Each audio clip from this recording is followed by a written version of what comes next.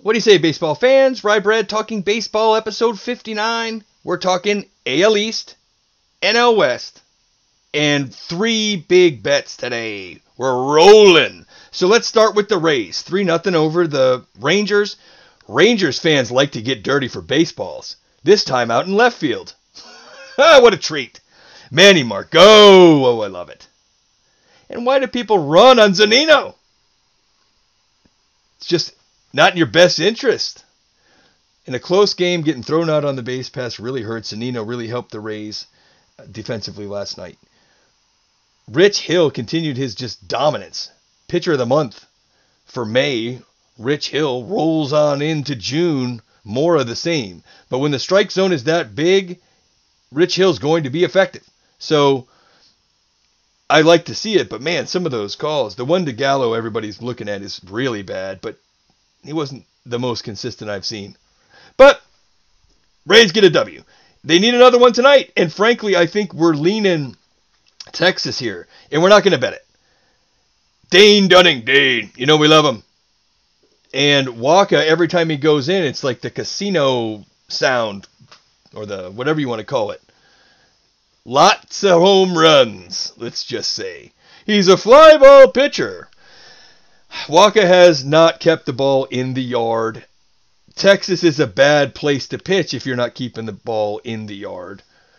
Waka, when he comes in relief, when there's a big lead or something, he's a professional guy. He'll get you some innings, but starting him against Texas, okay, Texas isn't that great, but they've been playing well lately. So I'm not feeling the Rays tonight, but I'm not going to bet against them. But that might be somewhere you could find a little action. Texas plus 105, we're not touching it. We'll get to the bets a little bit after the little recap we got. Boston 7, New York Yankees 3. Of course, if we're talking AL East, this is the matchup. Bobby, Big Bob, the heartthrob. Bobby Dalbec, rookie. It's a pretty card. You just look at this card and you just tell, my goodness, that guy is a beast. He's a monster, that dude. And 450 feet later, he hits some long home runs. And you can tell why the fans are excited about him, but he needs to make more contact. But man, when he does, it is a light show. Boston needed that. Really putting it to the Yankees as of late. Both the Rays and Boston.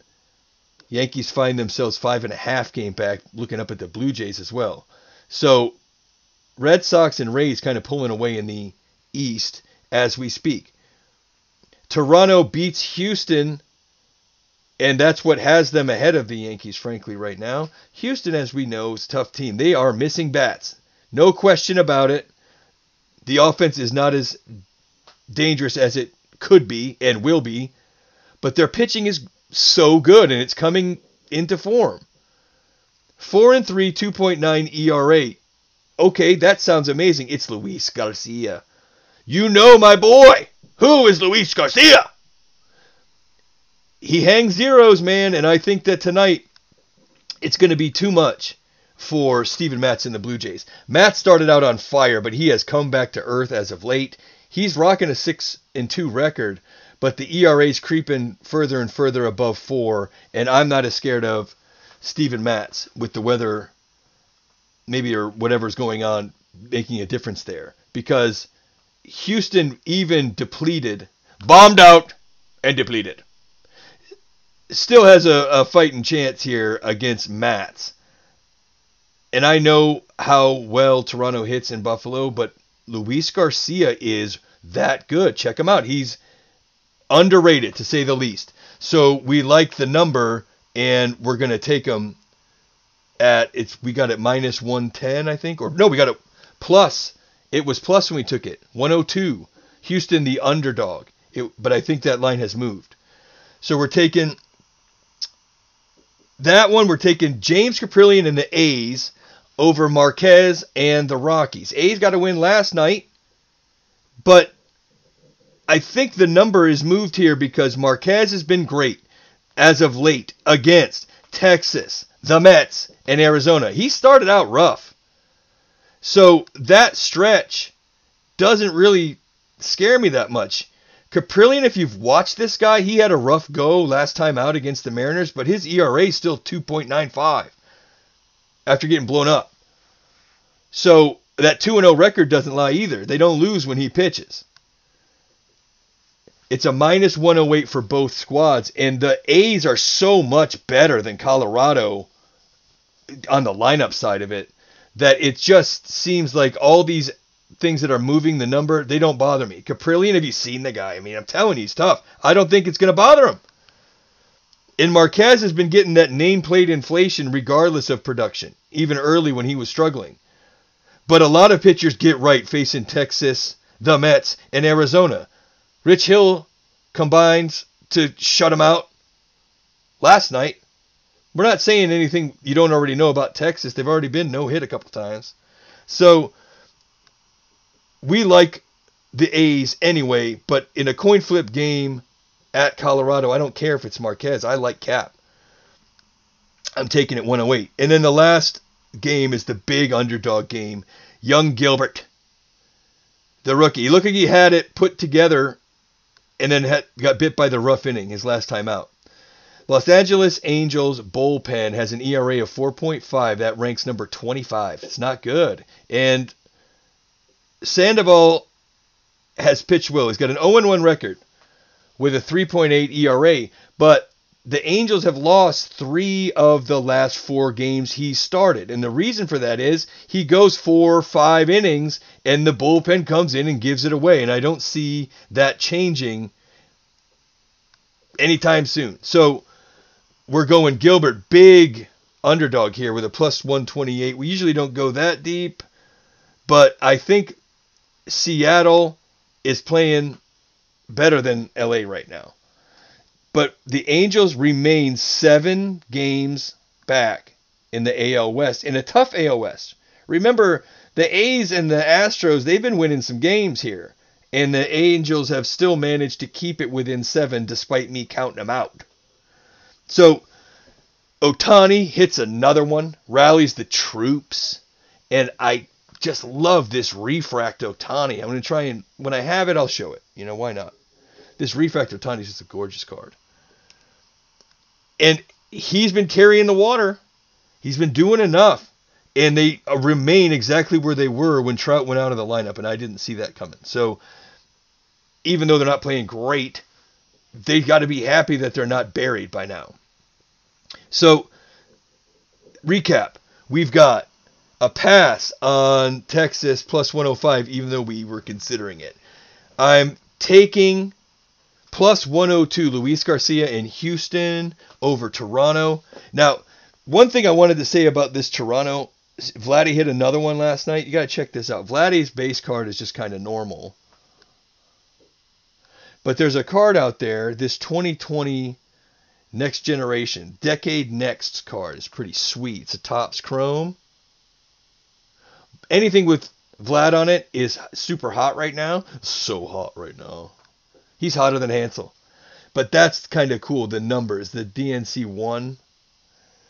Some collectors like to match the numbers with things like that, and it builds the value. So we're keeping an eye on that card. I like that one quite a bit.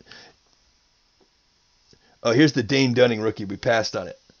That's why we're not comfortable taking the Rays tonight, because this guy's on the hill. Despite that White Sox uniform, he's on the hill for Texas tonight.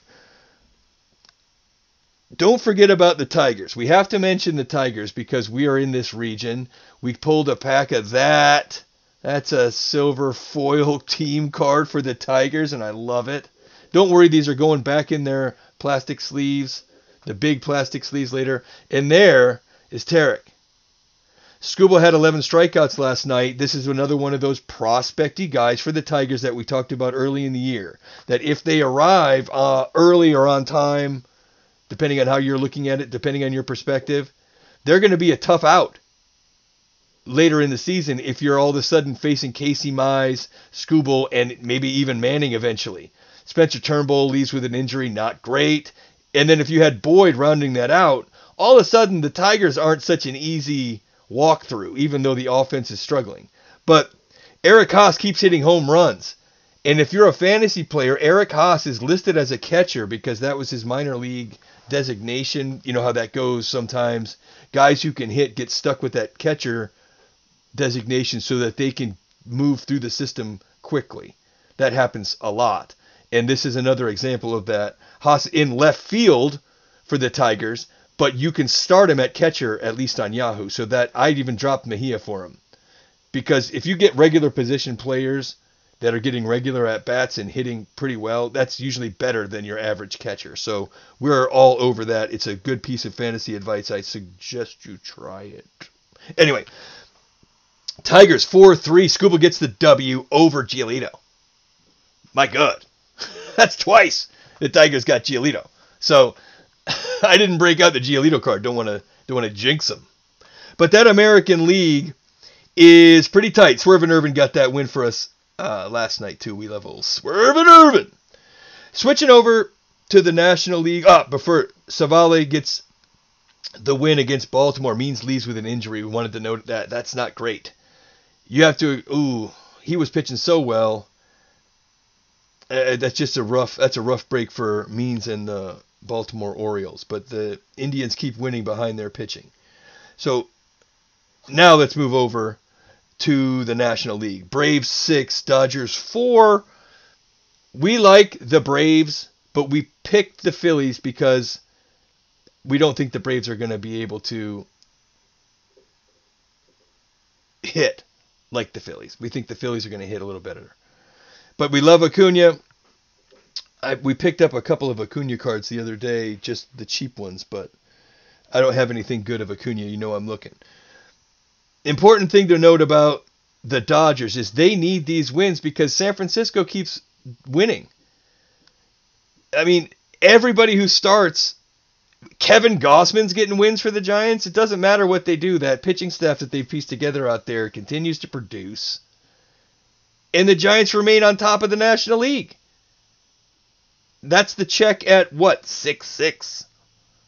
My goodness, it's June 6th, and it's the Giants, not in the West, in the whole National League. So, we said it before, the NL West is where the National League looks like it's going to play out, and I haven't seen anything to slow that down. Not one bit. The Mets looked tough last night. DeGrom was DeGrom. The only guy seemed to be able to get on base was Tatis. And in honor of that, we actually pulled in a pack last night this DeGrom. We're putting it in the hard pack when you're done, but this DeGrom refract is already $60 out of a $3 pack of cards. So, yes, please. That was a nice find. But then here also, in a couple of the packs, we got a Tatis base. This is my first one that I've gotten. That's Tatis's base card. He's got a couple alternates that are much cooler than that. But the belle of the ball for me, I got these two other Tatis cards. I thought I had got his auto at first, and I freaked out. But it's just the throwback. It's still worth money because it's got Tatis on it. Everything with Tatis is worth it. But this one, you pick when the guy hits a home run. You enter the code, and you guess a day that the guy's going to go yardie. And if you're right, you get entered into a drawing to go to the home run derby. So I got one with Lindor, but Lindor hit one last night, but he's only got 6. It's a lot harder to choose him. Maybe he's going to get hot, and then we can choose our day to scratch off for him, but we're kind of running out of time to do it. Same with Tatis. I got to pick a game for Tatis to hit a bomb and maybe get out to the home run derby. That would be sweet. We'll take it. But DeGrom 11 Ks. It's 4-0 Mets. Another big win. First place Mets. If they keep pitching like this, I guess it doesn't matter if they hit. But man, DeGrom with that 100-mile-per-hour cheese, just making guys look silly up there. He doesn't need any help, but it looked like he got a little from the umpire occasionally. Profar freaked out, got run from the game, but the pitch that he freaked out about was a clear strike, like full all over the plate and about above the knee high. I mean, it was a clear strike. He was complaining about previous calls and got rung up and thrown out. But by that point, I don't think it really mattered. Hustle doubles for Tatis. The guy is just a joy to watch. I just hope he doesn't hurt himself. But I've seen him do the split so many times that I guess you just don't worry about it when he bends his body like Gumby and somehow, whether it's at home or at second. It's so fun to watch Tatis. We're pumped that we got a couple of his cards here. And one more thing about the Phillies before we go. Harper's back, got a knock, broke his slump, and we actually, in honor of that, pulled a couple of Harpers yesterday. These silver foil cards, it means something when you get the silver foil. It's a nice one. It's a great card. And then this is the special edition from the top 70. They throw back the cards to the old, I think this is the 1952 tops. So that's a nice card to have for Harper. I hope he keeps hitting. But like we mentioned before, when you get a hold of these kind of cards, even though they're not numbered, if DeGrom goes and wins the Cy Young this year, which is not unlikely, you'd have to say he'd be the favorite. This card jumps in value from its already crazy price of like $65 or $70. And then Ohtani goes ahead and keeps doing what he's doing and ends up as the MVP. I have no idea what this thing's going to go for. So we kind of just backed into this card routine, and we're going to try and put it into the show a little bit. But don't forget, man, there's money in those cards. But don't buy them. I'm just kidding. All right, that's going to do it for us today. We went a little bit long. Have yourself a happy Sunday. Don't forget, Bascom's Chop House has the best steak in St. Pete, Clearwater, Tampa. Tell them I sent you. Best steak in the city, best wine list. I'm not joking. They've won the awards for it.